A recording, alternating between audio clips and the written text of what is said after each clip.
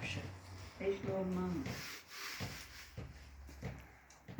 Gerek o aynaların, o gazların aynasının ikisini göreydi, ikisi kalaydı. Bak o kapının hörüzdü. Aynalar kapıya sarı olanları höreydi, kıraklar kalar. Yukarının. Arka kapılar. Bər çarpsan ha?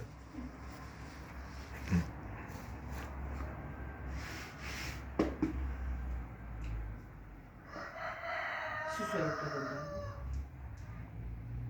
Gördürüm. Sizin de süs öldürürsünüz. Az o evin aynaları. He, o bir evin. He, o daha. Buyur, helal sizin için de. Yere tırladı. Açıyoruz. Şunları.